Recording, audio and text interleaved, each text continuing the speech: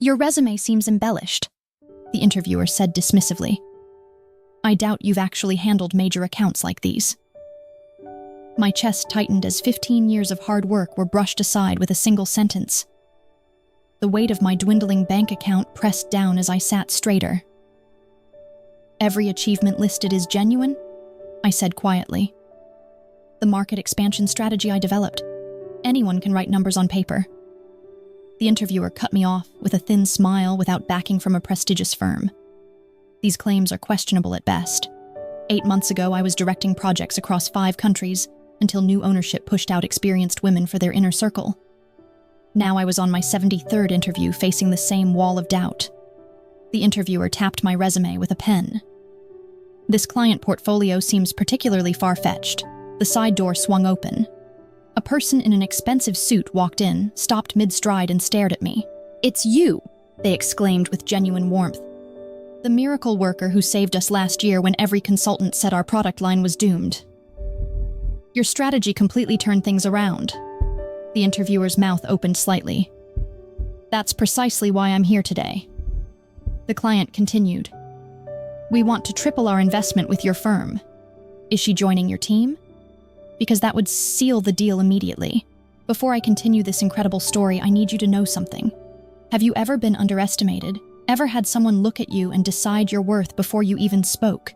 If you felt that burn of injustice, you'll want to stay until the very end.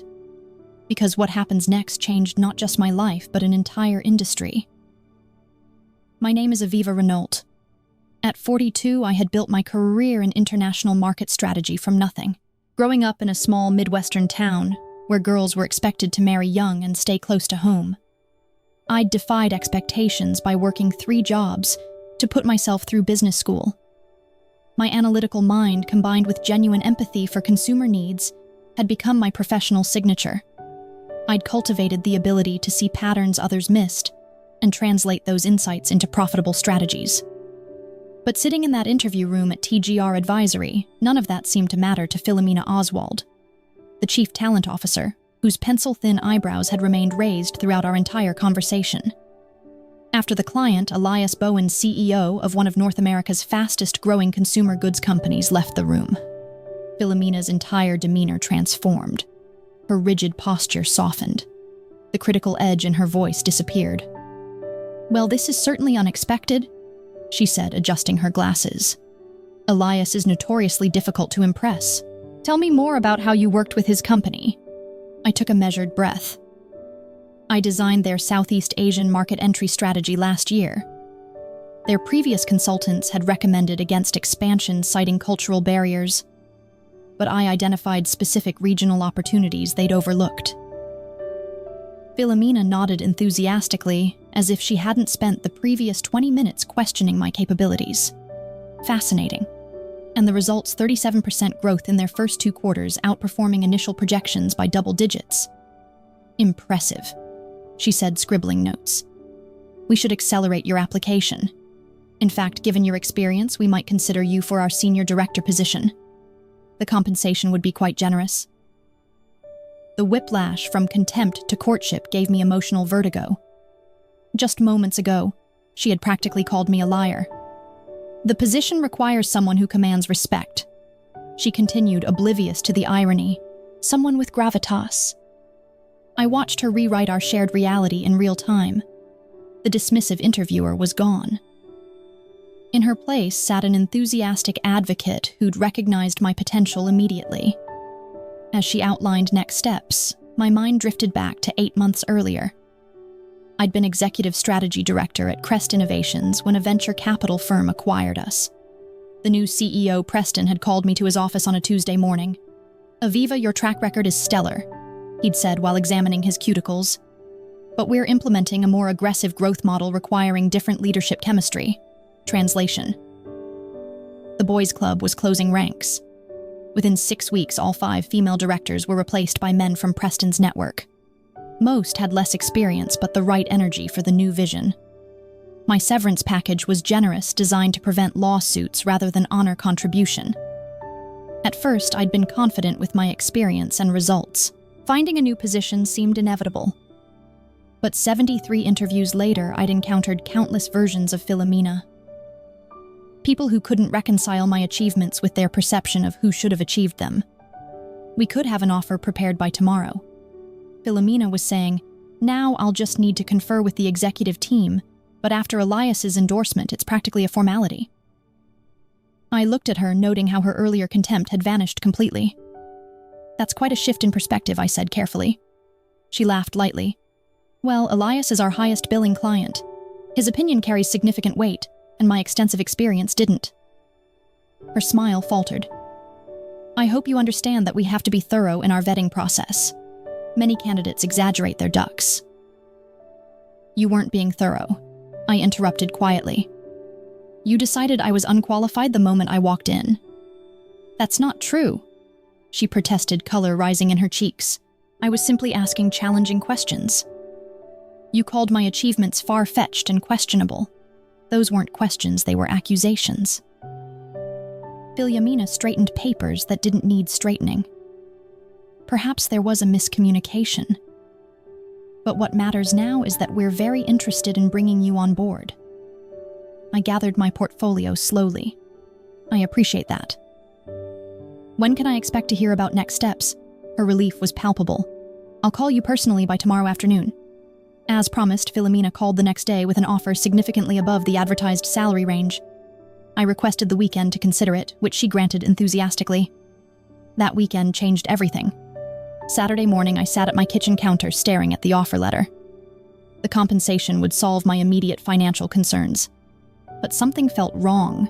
I thought about all the qualified people, particularly women over 40, who'd been dismissed without an Elias to champion them. My phone chimed with a message from Nisha Dar, my former colleague from Crest Innovations. We'd been meeting monthly for coffee since the acquisition. Still on for tomorrow, have news. Her text read. The next morning at our usual cafe, Nisha radiated excitement. At 56, she had an energy that belied her age and wisdom that reflected her 3 decades in business intelligence.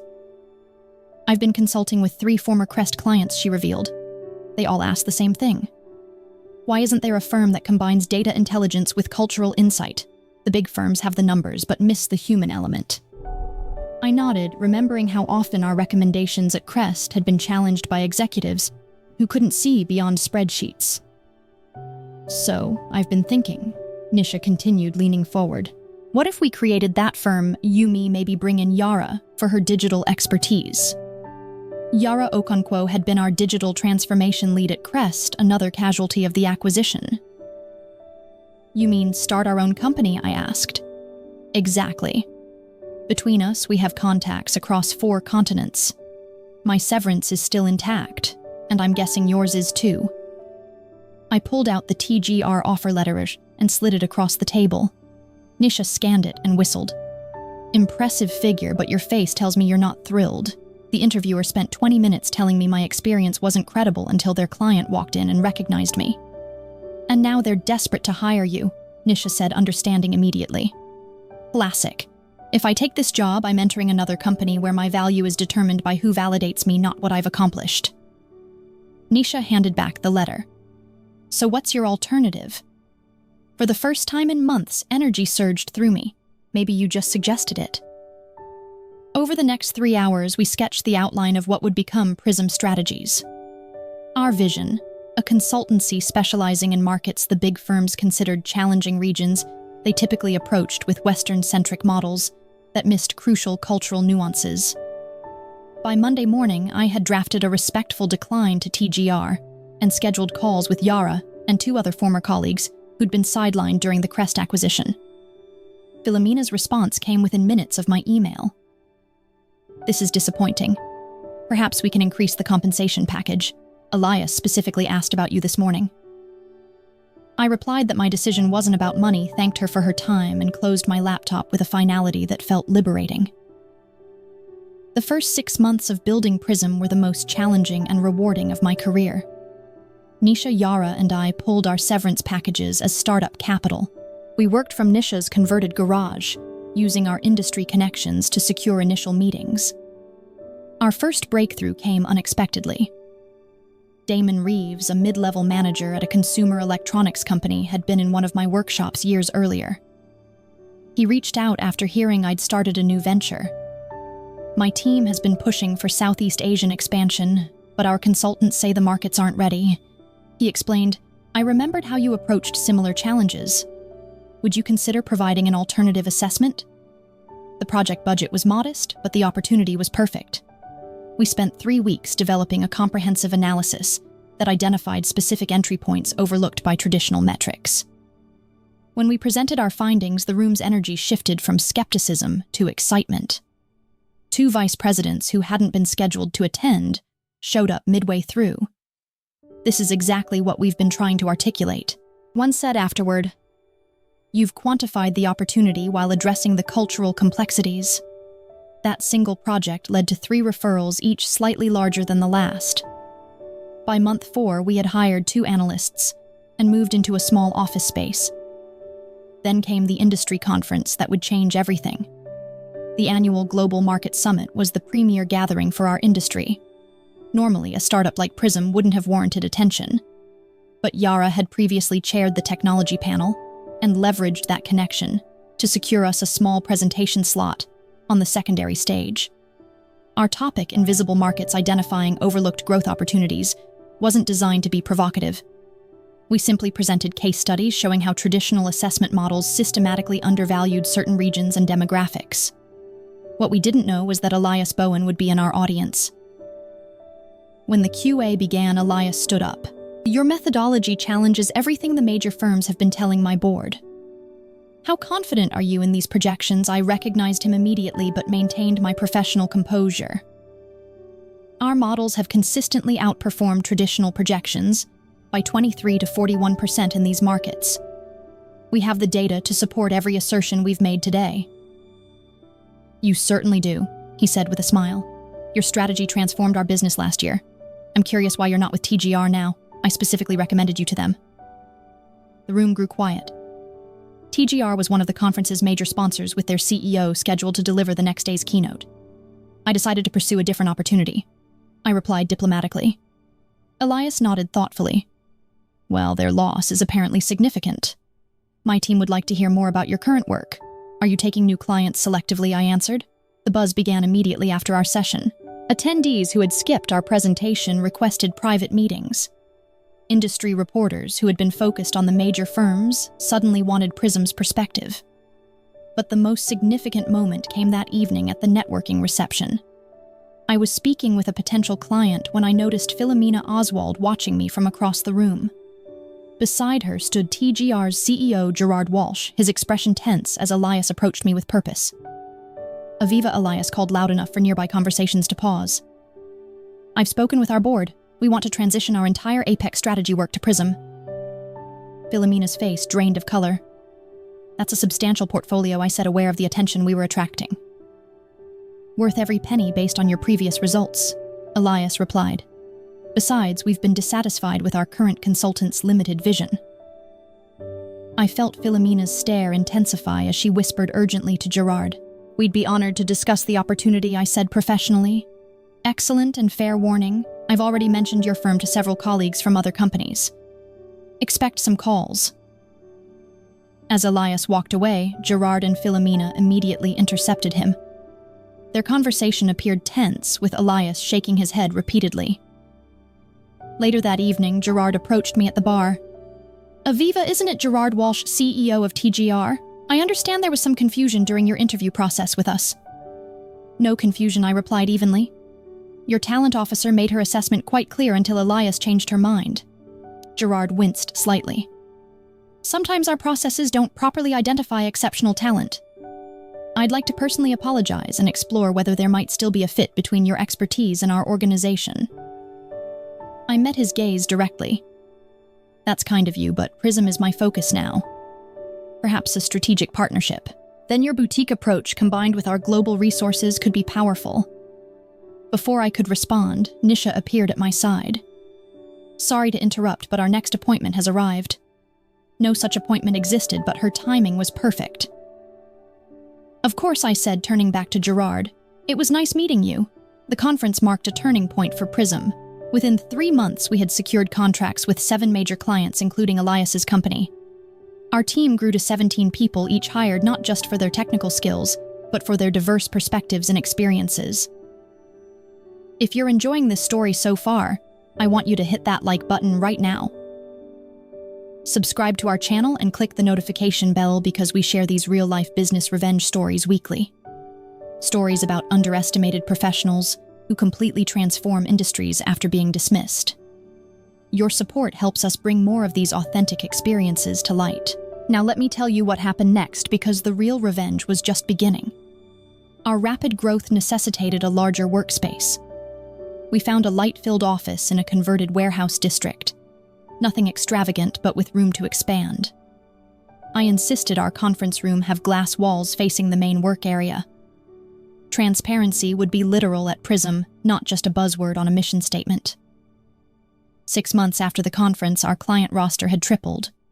We'd expanded to 28 team members, each bringing unique perspectives shaped by diverse experiences. When most firms sought graduates from the same 5 universities, we discovered brilliant minds from schools no one in our industry recruited from. Vera, our research director, who'd been rejected by 12 major firms, despite her groundbreaking market prediction models, revamped our entire analytical framework. Milo, a 60-year-old former teacher who'd gotten his business degree after 30 years in education, brought psychological insights that transformed our client communication strategy. What made our approach revolutionary wasn't just our diverse hiring, it was our methodology. Traditional firms filtered all market data through established Western economic models.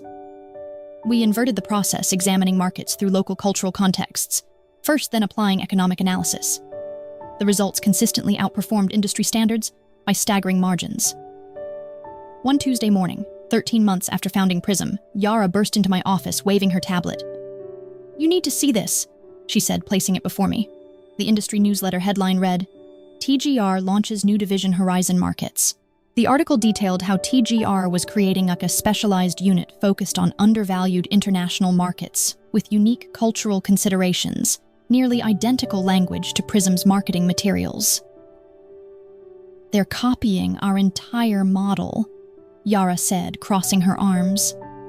I skimmed the article, and guess who's heading the division? Who? Philomena Oswald. Yara's eyes widened. "The same woman who said your experience wasn't credible?" "The very same." Later that day, Nisha discovered something even more concerning. TGR had scheduled meetings with 3 of our biggest clients offering similar services at significantly reduced rates. "They're undercutting us by 30%, Nisha reported. "They can afford to operate at a loss to capture market share."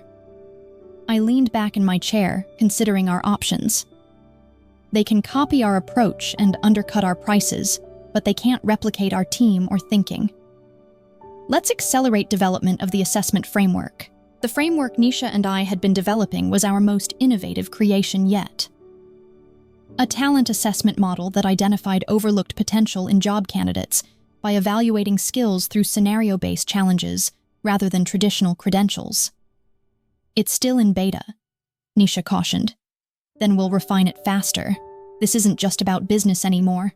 It's about proving our entire philosophy works."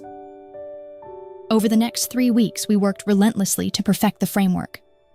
When we finally tested it with a client's hiring team, the results were beyond even our expectations.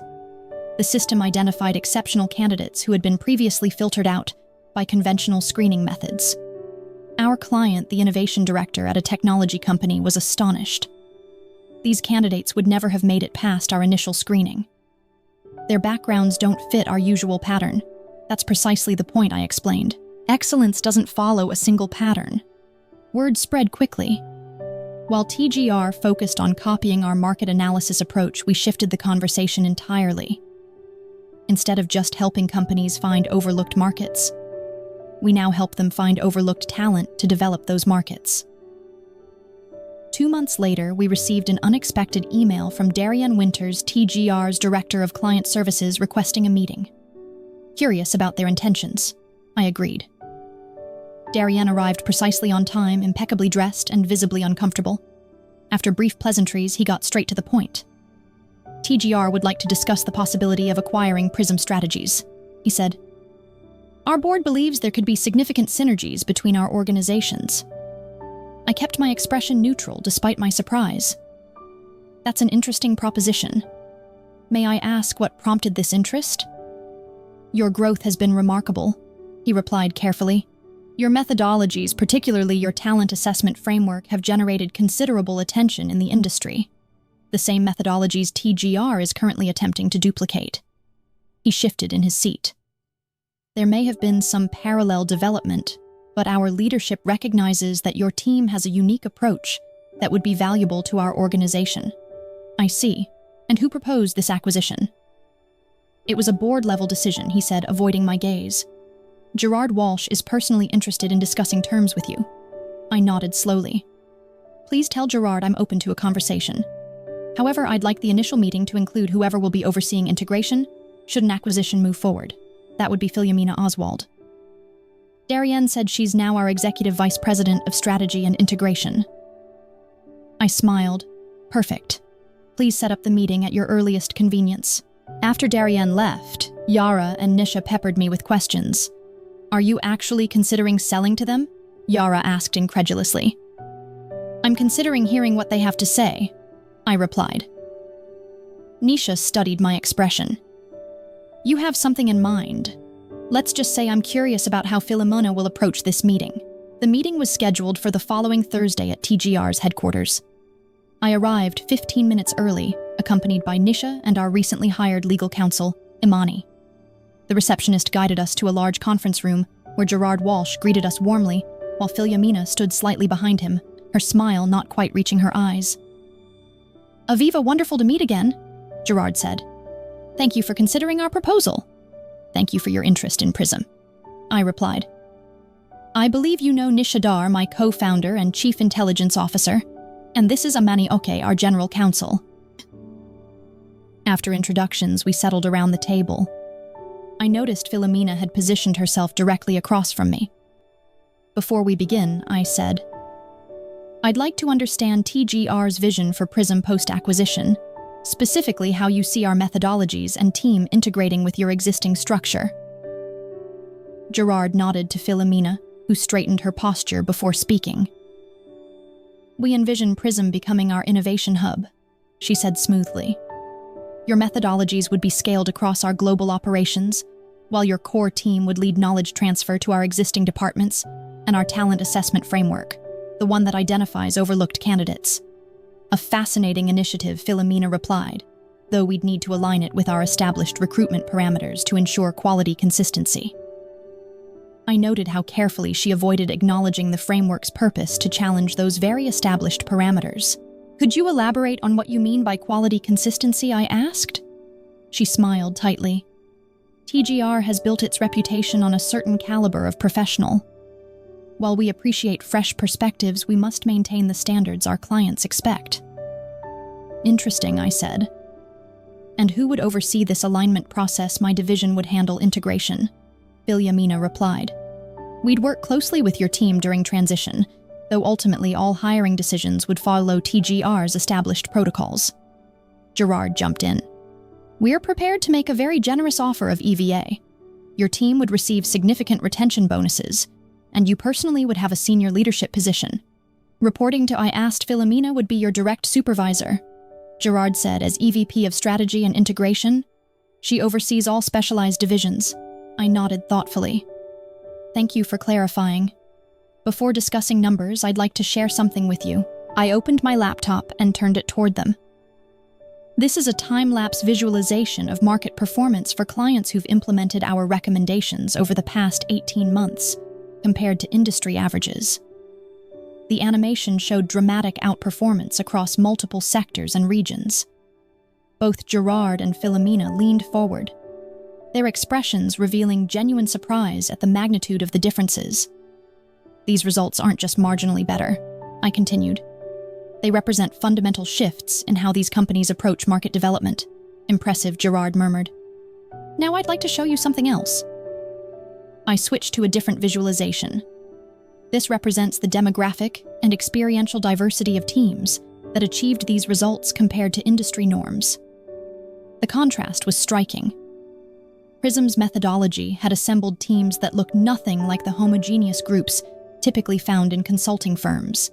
Our success isn't despite our different approach to talent. it's because of it. I explained we don't succeed by making everyone fit the same mold. We succeed by finding people whose unique perspectives reveal opportunities others miss. Philomena's expression tightened. While diversity initiatives are certainly important, TGR has specific standards that ensure client confidence. Are those the same standards that led you to dismiss my experience as far-fetched during our interview? I asked quietly. The room went silent. Gerard glanced at Philomena with raised eyebrows. I think there's been a misunderstanding about that interaction, Philomena said carefully. There's no misunderstanding, I replied. You decided my achievements weren't credible until a client validated them. And now you want to apply those same flawed judgments to my entire team. Gerard cleared his throat. Perhaps we should focus on the financial aspects of the potential acquisition. Actually, I said I have a counterproposal. I opened a folder and slid documents across the table. These are our terms for considering an acquisition. Gerard scanned the first page, his eyebrows rising. This is unconventional. So is our company, I replied. Philomena frowned as she read. This stipulates that Prism would operate as an independent division, with complete autonomy over hiring and methodology? Correct, I said. And this section, Gerard continued, requires the creation of a new department dedicated to inclusive hiring practices with authority to review and override standard recruitment processes. Also correct. Philomena's voice turned cold. This effectively dismantles our entire talent acquisition approach. It transforms it, I corrected, based on proven results. And you would personally oversee this department? Gerard asked, reaching the final page. Yes, with full executive authority and direct board reporting. Philomena placed the document down carefully. This is completely unacceptable. You're essentially demanding control over how TGR hires across the entire organization. I'm proposing a system that identifies excellence wherever it exists, I replied calmly. Something your current approach consistently fails to do. Gerard looked troubled. Aviva, while your results are impressive, this goes far beyond a standard acquisition. You approached us because our different perspective creates exceptional value, I said. If you want that value, you need to embrace what makes it possible. We need to discuss this internally, Gerard said, gathering the papers. Of course, I replied. We'll await your response. 3 days later, Darien called to request another meeting. This time, Gerard arrived alone. Your conditions have created quite a stir, he said after we settled in my office. Philomena was strongly opposed. I'm not surprised, but our board reviewed your performance data, he continued. The results are undeniable. They've authorized me to continue negotiations with some modifications to your terms. He presented a counter-proposal that preserved most of my core requirements, but reduced the scope of the talent department's authority and extended the implementation timeline. This represents significant change for TGR. Gerard explained the board needs reassurance that these new approaches will be implemented responsibly. And Philomena's position on this, I asked. Gerard hesitated. She's expressed reservations, but will support the board's decision. Over the next 2 weeks, we negotiated final terms. The agreement maintained my requirement for an independent, inclusive talent department with significant authority. The implementation timeline was extended, but with clear benchmarks to ensure progress. 1 month later, we announced the acquisition. The industry press covered it extensively, particularly the unconventional structure that preserved Prism's autonomy, while transforming TGR's approach to talent. On my first official day at TGR headquarters, I arrived early to prepare for the all-hands meeting, where Gerard would introduce me and announce the new talent initiative. As I arranged my presentation materials, Philomena entered the room. Congratulations on your new position, she said coolly. Thank you, I replied. I'm looking forward to working together. She gave a thin smile. I want to be clear about something. I may have been wrong about you specifically, but TGR's standards exist for good reasons. Not everyone who claims exceptional abilities actually possesses them. I agree completely. I said that's why my department will focus on evidence-based assessment rather than assumptions. Just remember that client confidence depends on maintaining certain professional expectations, like dismissing candidates based on first impressions, I asked. Her expression hardened. I've been in this industry for 20 years. My judgment of talent has built this company's reputation. Then, you'll appreciate that good systems improve with new data. I replied, the data shows your judgment has missed extraordinary talent. My job is to fix that gap. We'll see how the board feels after 6 months of your experiments. They're not experiments, I corrected her. They're proven methodologies, but you're right about one thing. The results will speak for themselves. As executives and staff filled the auditorium an hour later, I stood beside Gerard at the side of the stage. Philomena sat in the front row, her expression carefully neutral. Gerard's introduction was brief but enthusiastic. When I took the podium, I surveyed the room of nearly 300 employees, noting their varying expressions from curiosity to skepticism. Many of you are wondering why TGR acquired Prism I began, and why a company our size would demand such unconventional terms. The answer is simple. Because excellence doesn't always look like what we expect. I advanced to my first slide, showing the same performance data I'd shared with Gerard and Philomena. These results weren't achieved by following traditional methods. They came from questioning assumptions about which markets matter, which strategies work, and most importantly, which people have valuable insights. I clicked to the next slide, showing side-by-side comparisons of traditional recruitment profiles versus the diverse backgrounds of Prism's top performers. The talent acquisition initiative I'll be leading isn't about lowering standards. It's about recognizing that we've been measuring the wrong things. We've confused credentials with capability, pedigree with potential. From the front row, Philomena watched with a tight expression. In the coming months, every hiring manager will learn new assessment techniques that identify excellence in unexpected places. Every rejection will require specific evidence-based documentation, explaining why the candidate couldn't perform the actual job functions. I paused on making eye contact with various people throughout the room. Some of you may be uncomfortable with this change. That's natural. But I'm not here to replace TGR's culture with Prism's. I'm here to help this company recognize talent it's been programmed to overlook.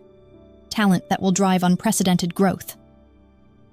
As the presentation concluded and applause filled the room, I noticed Philomena slip out a side door. Our confrontation was far from over, but the transformation had officially begun.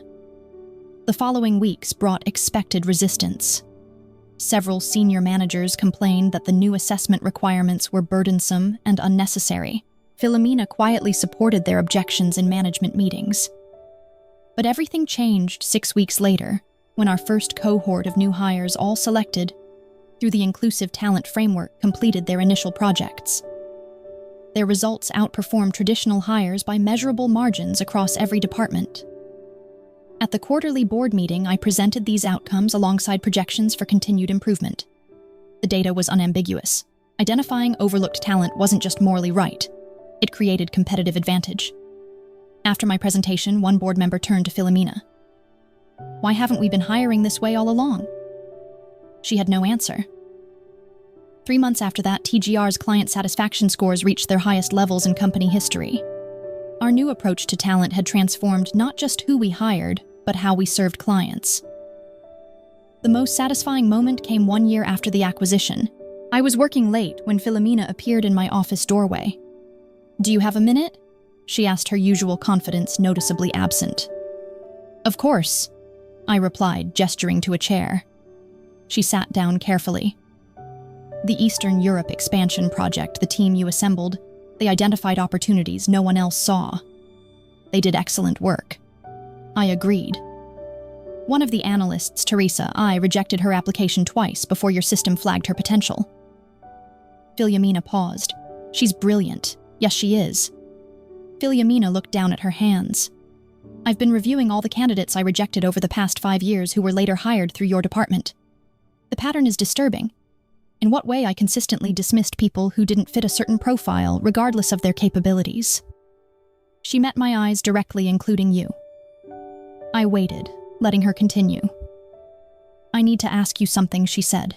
"When you proposed this acquisition, was it always about changing how we identify talent? Was that your actual goal?" I considered my answer carefully when you dismissed my experience that day. "You weren't just rejecting me. You were reinforcing a system that consistently overlooks certain kinds of excellence. My goal wasn't to become your boss or prove you wrong. It was to ensure that system couldn't keep hurting people with valuable contributions to make. Philomena nodded slowly. I requested a transfer to lead our Asia-Pacific division. She said, "Before I go, I wanted you to know that I understand now what you are trying to accomplish." As she stood to leave, I said, "Philomena." She turned. Excellence comes in many forms, including the ability to recognize when our judgment needs recalibration. A small smile touched her lips. Perhaps that's the most important skill of all. 2 years after founding Prism, what began as my personal quest for validation had transformed an entire industry. TGR's inclusive talent approach became the new standard, with competitors scrambling to replicate our results. The consulting world, long dominated by narrow definitions of excellence, was opening to voices and perspectives previously excluded. My revenge wasn't in humiliating Philomena or taking her position. It was in systematically dismantling the arbitrary barriers that let mediocre gatekeepers decide who deserves opportunity, ensuring they could never again dismiss someone like me. Have you ever been underestimated only to prove everyone wrong? Share your experience in the comments below. Your story might inspire others facing similar challenges. And if you found value in this journey of transformation against all odds, please hit that like button and subscribe. Every week we bring you real stories of professional redemption that prove success is the best revenge. Hit the notification bell so you never miss an episode, and let us know what industry's gatekeepers need to be challenged next.